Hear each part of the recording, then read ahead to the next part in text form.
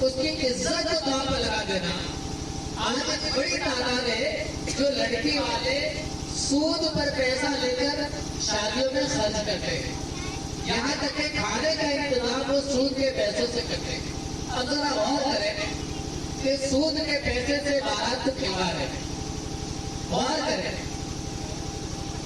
الحمدللہ ہم سب نے بھی شادی کی ہے اور اکثر دیکھا جاتا ہے کہ جو بچوں کے صحبت میں رہتے ہیں اللہ کے رحمت سے کوشش کرتے ہیں کہ ہماری وجہ سے کسی مسلمان کا دل نہ دکھے. الحمدللہ ہم نے بھی شادی کی. اللہ کے رحمت سے اپنے سامنے والوں کو کہہ دیا کہ بھائی آپ کی لڑکی سب شادی کریں گے لیکن ایک رومال بھی نہیں چاہیے. نہیں چاہیے. بولے نہیں آپ ناراض مت ہوئیے, ایسا کوئی بات نہیں, ہم کوئی آپ کو راضی خوشی انشاءاللہ ہم آپ کو بہت کچھ دیں گے. ہم نے کہا یہی تو نہیں چاہتے کہ آپ ہمیں بہت کچھ دیں. ہمارا الگ دینے والا ہے, وہ ہمیں اس سے امید ہے کہ وہ دے گا. جب تک سانس چلے گی انشاءاللہ وہ رزق دے گا. اور جو چاہے ہمیں دل میں جو بھی نیک آرزو تمنا ہوگی وہ سب عطا فرمائے گا, لیکن ہمیں آپ سے نہیں چاہیے. ایک رومال ہم نے الحمدللہ اپنے سسرال والے سے نہیں لیا.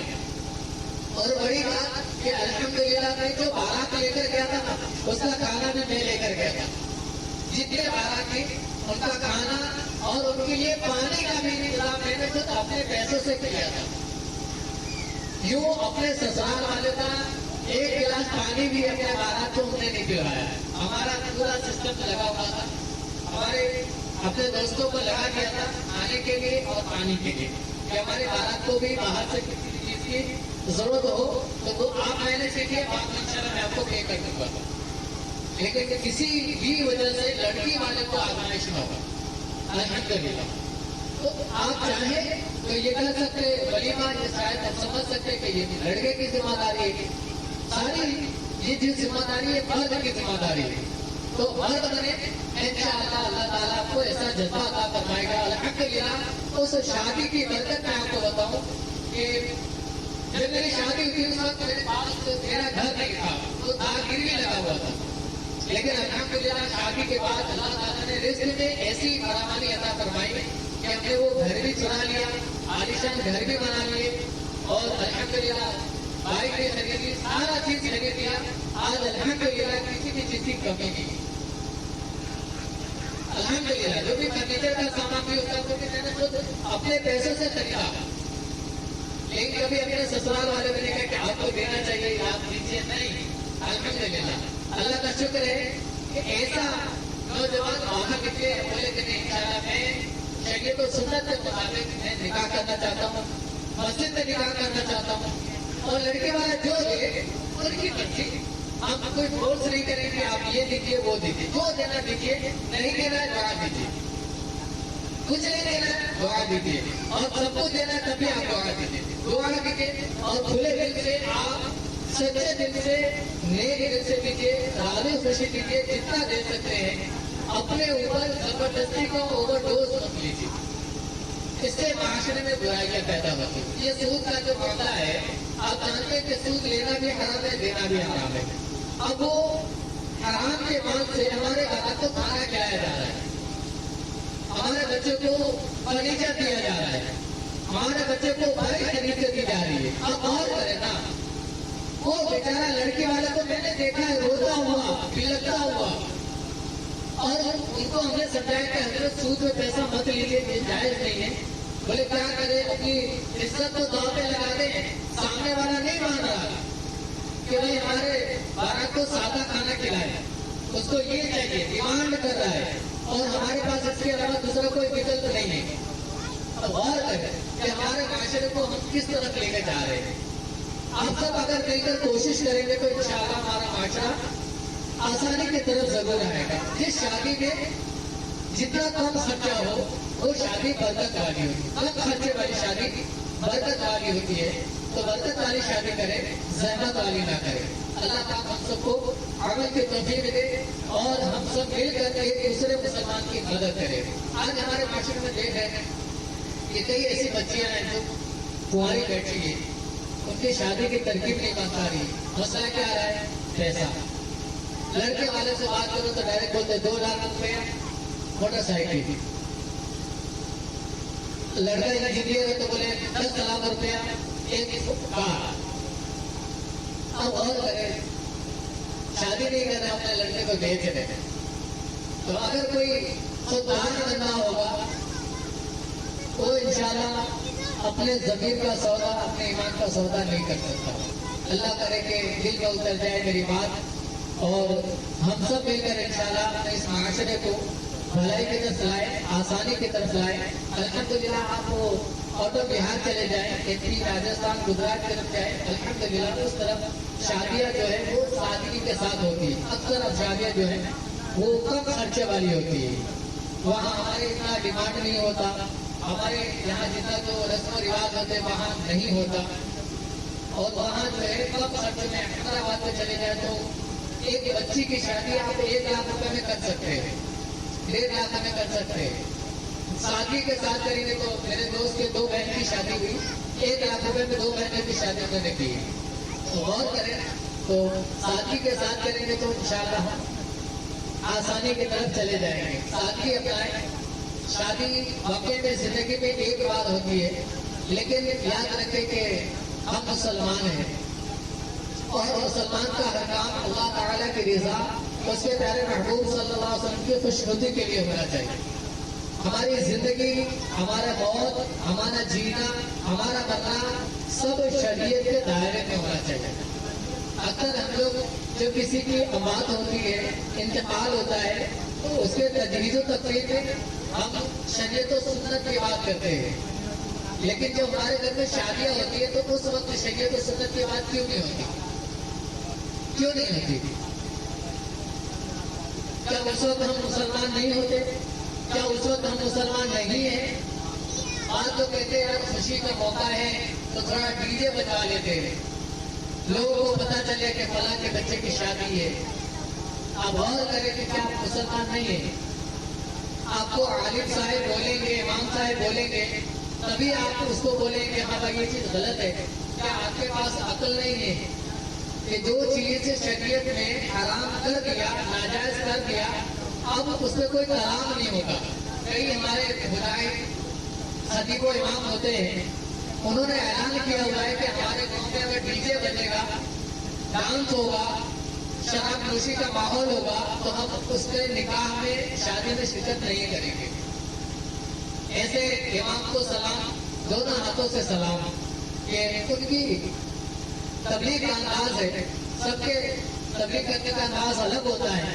کوشش کریں کہ نرمی کے ساتھ, حکمت عملی کے ساتھ لوگوں کی خیر خواہی کریں, لوگوں کو نیکی کی دعوت دیں. سمجھا سکتے ہیں سمجھائیں, کہ مسلمانوں کو سمجھانا یہ بھی فائدہ دیتا ہے.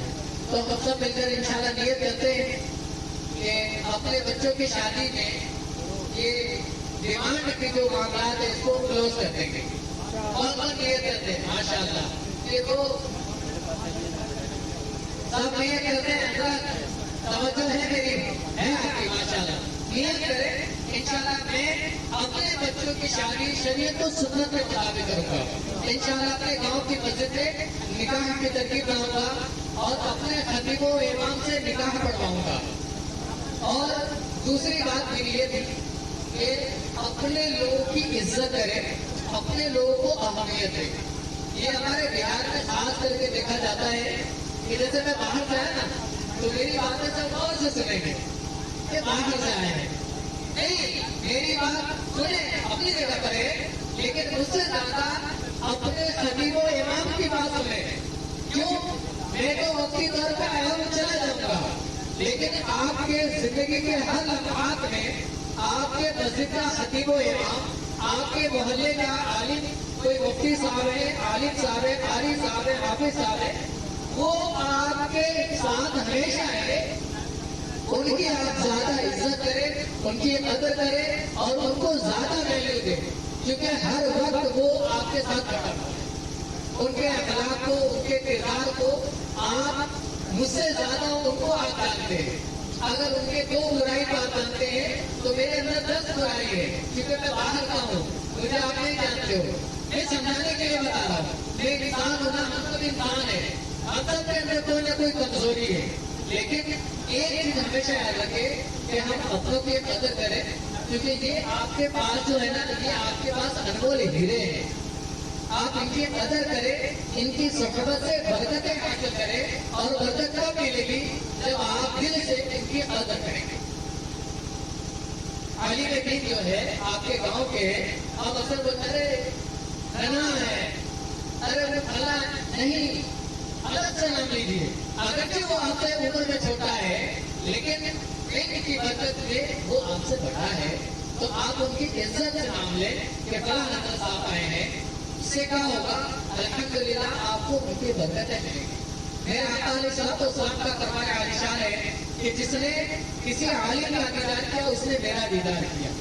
کس نے کسی عالم کی عزت کی، اس نے میری عزت کی. تو جب ہم یہ نیت کریں گے کہ ہم جس سے مل رہے ہیں وہ اگرچہ میرا بھائی ہے لیکن نائب رسول ہے، میں ان کی عزت کروں گا، میں ان کی قدر کروں گا، اور موقع ملا تو ان کی خدمت بھی کروں گا. اگرچہ عمر میں چھوٹا ہے لیکن ان کی برکت کی وجہ سے یہ مجھ سے عہدے میں بڑا ہے. انشاءاللہ میں خدمت کروں گا. آخرت میں یہ فائدہ ملے گا کہ جو دنیا میں کسی عالم دین کی خدمت کرے گا، کل بروز قیامت اللہ پاک کی رحمت سے اس عالم کے خدمت کی برکت سے جنت میں جانا آسان. تو یہ کہتے ہیں انشاءاللہ اپنے یہاں کے مقامی جو عالم دین ہوں گے ان کی بھی عزت کریں گے، اور ان کی بھی تقریر کو توجہ سے سنیں گے.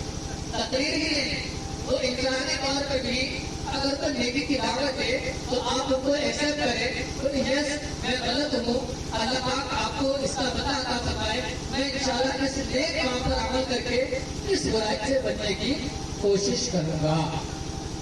یہ کہتے ہیں انشاءاللہ سب، اور وہ نیت کرتے ہیں سب نیت کیجیے دل سے.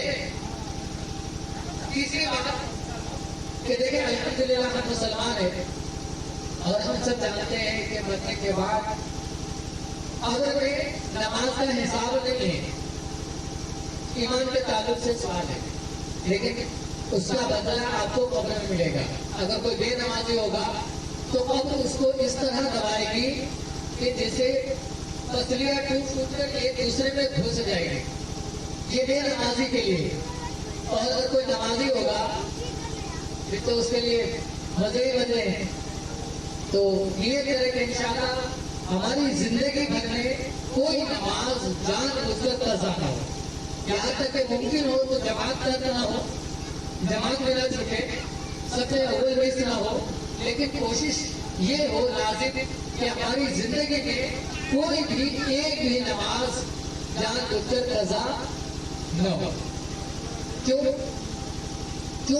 کہ جو نماز نہیں پڑھتا اس کا دین اسلام میں کوئی حصہ نہیں ہے. اگرچہ آپ آتے خانی کر رہے ہیں، آپ رات خانی کر رہے ہیں، آپ بزرگوں سے محبت کا دعویٰ پیش کرتے ہیں، وہ اپنی جگہ پر ہے، لیکن آپ کا اسلام میں کوئی حصہ نہیں. کیوں نہیں؟ کیونکہ آپ نمازی نہیں ہیں. نماز کیا ہے؟ دین کا ستون ہے. نماز کیا ہے؟ مومن کی معراج ہے. نماز کیا ہے؟ پیارے آقا علیہ الصلوۃ والسلام کی آنکھوں کے ٹھنڈک ہے.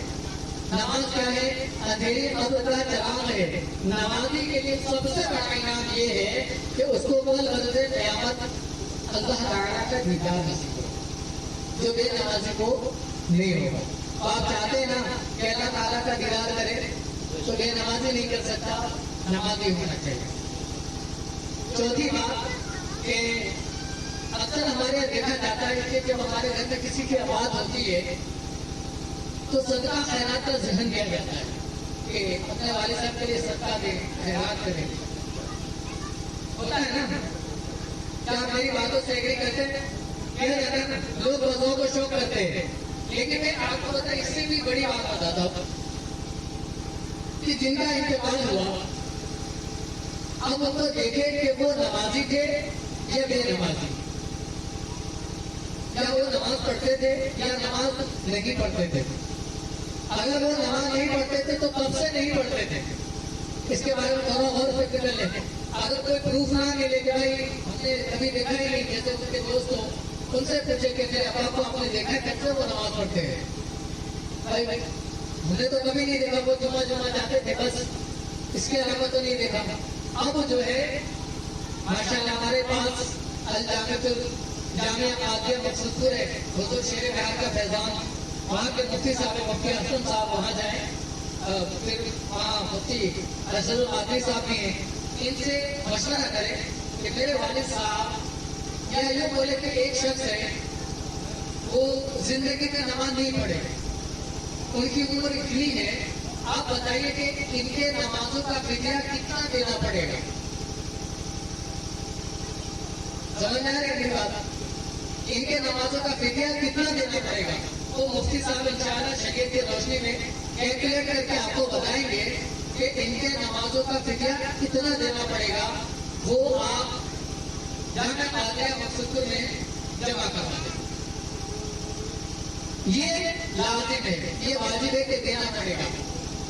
इसके अलावा नफली सदका खैरात कर देते हैं, लेकिन नमाजों का फिदिया बाकी रहता है, रोजों का फिदिया बाकी रहता है। कई लोग ऐसे होते हैं जिन पे हज फर्ज होता है और हज नहीं करते और इंतकाल हो जाते, तो ऐसों के बारे में भी मुफ्ती साहब से मशवरा करें, शरई रहनुमाई ले और इंशाअल्लाह वो जो बताएं उसके अकॉर्डिंग काम करें। इंशाअल्लाह हमारी कब्र आखिरत बेहतर हो जाएगी। दौलत मरने के बाद जाने वाला नहीं है, दुनिया में रह जाएगा, क्यों ना इस दौलत से आखिरत खरीद ली जाए, है ना? जैसे हमारे उस्मान गनी रज़ियल्लाहु ताला अन्हु ने 3 मरतबा जन्नत खरीद ली थी।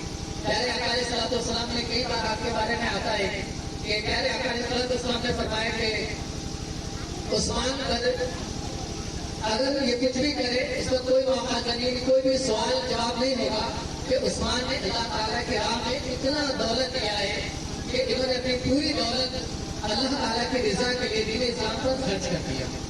बहुत सारी दौलत है इनके पास, अल्हम्दुलिल्लाह। इनके बारे में आता है कि ये कम बोलते ज्यादा देते थे। आज हमारे माशरे में होता है ज्यादा बोलते कम देते, है ना? 500 बोलते, बाद में बोलते पैसा बाहर से पहले ना लगा हो गया कि भैया रमजान में माल में दूसरे पहले अगली बार दे दो। लेकिन उस्मान गनी रज़ियल्लाहु अन्हु के बारे में आता है कि आप 100 बोलते तो 200 देते, 200 बोलते तो 400 देते, 400 बोलते तो 800 देते, यानी डबल देते। अल्हम्दुलिल्लाह हम सब भी ऐसा जज्बा विदार करें कि हमारे इदारे या हमारी मस्जिद में या हमारे जो भी मुसलमान आते हैं कमजोर है, लेकिन शरीयत के अकॉर्डिंग होना चाहिए कि उनको जायज हो देना। ऐसा नहीं कि हट्टा कट्टा पहलवान है और वो यहाँ से भीख मांग कर वो जाकर वो शराब नोशी करता है, जुआबाजी करता है, तो ऐसे बंदे बना दे। हाँ, जो मजबूर है, लाचार है, बीमार है, ऐसे की मदद करे। अल्लाह ताला हम सबको दोनों जहां इसकी बरकत है भलाइयां अता फरमाए। आमीन या रब्बल आलमीन।